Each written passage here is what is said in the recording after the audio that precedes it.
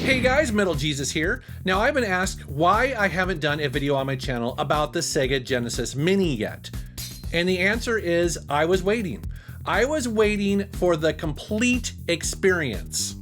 Unlike some of the other mini consoles, Sega went all out with this because in addition to the Mini, they also released, at least in Japan currently, the Sega Tower of Power. And so I wanted to get that to get the full experience. And to my surprise, this actually contains more than what you might see on the surface. It actually has a couple cool surprises in it. And so in this video, I'm going to show you some of the cool things that come with the Japanese version of the Sega Tower of Power, as well as give you some of my thoughts on the Sega Genesis Mini itself. As of the making of this video, the only version you can get is the Japanese version, which is why you see Mega Drive written everywhere. I got this from PlayAsia. Now, you may have seen unboxing videos on YouTube of a US version of this, but I believe those are just press kits and aren't currently for sale. And as you'll see, they're a little bit different than the version here. So what does it come with? Well, to start off with, you have the Mega CD, which is the base underneath the Genesis Mini. And of course, you have the side door that you need to remove on the Genesis Mini to insert it in there and make it sit all snug. On top of that, you have the mushroom-shaped 32X. Then you put in the Sonic & Knuckles cartridge with the converter, and it has a little door that opens up right there. And then to finish it out, you put in the Sonic the Hedgehog cartridge. It's at this point that I need to point out, and I think most people know this, that none of the Tower of Power add-ons, these accessories, actually work. They're just for fans that want the ultimate experience, but in the mini form factor.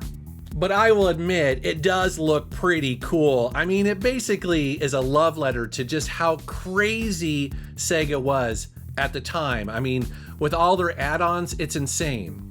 But that's not all. Check this out. Most people, knowing that the Mega CD doesn't work, would never bother to actually open it. Now, I have to do a huge shout out to YouTuber Luke Morris 1 because I think he's actually one of the first people to discover this, that if you unscrew it and open it up, look at this.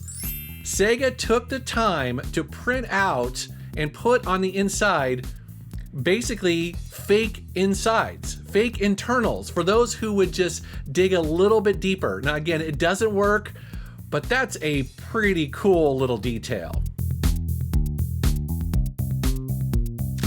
And Sega didn't stop there. So also included in the box is this little packet here with two pretty cool little things in there.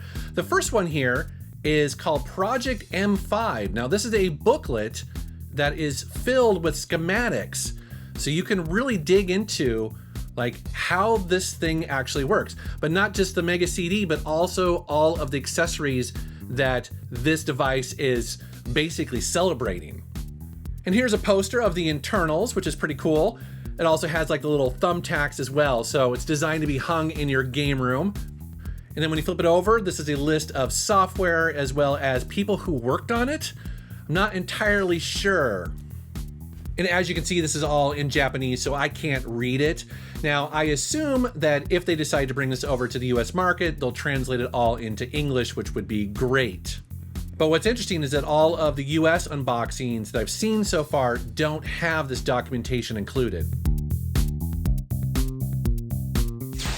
So what do I think of the Sega Genesis Mini? Well, I have to say, as a fan, I'm very, very happy that Sega finally decided to take it seriously when it comes to putting out some of these consoles.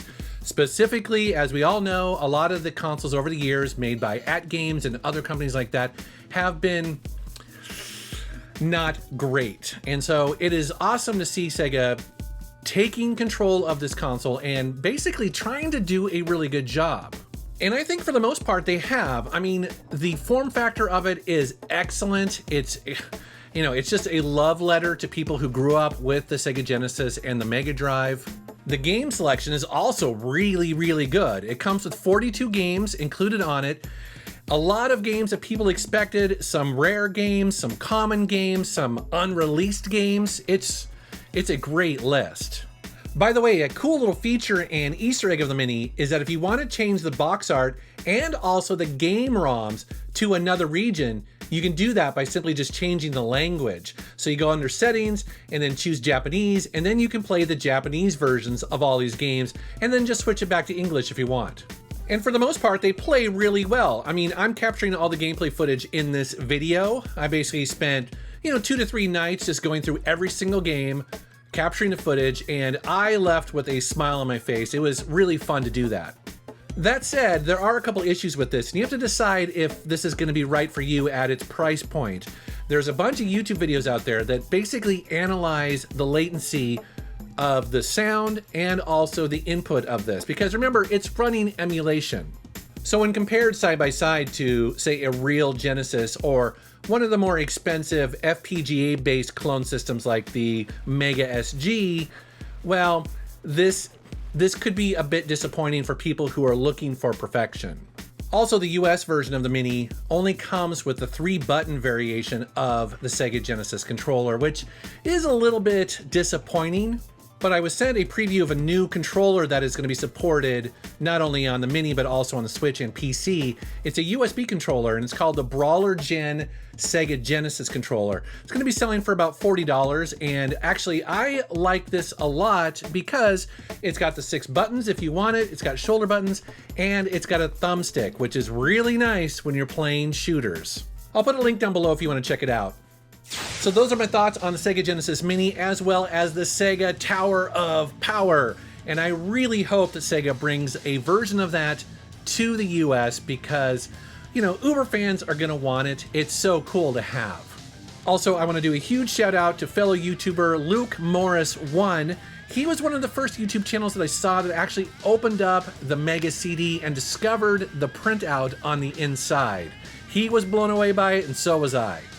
I'm also curious to know, are you guys going to be picking up the TurboGrafx 16/PC Engine Mini that's going to be coming out? I definitely am. All right, guys, thank you very much for watching. Thank you for subscribing, and take care.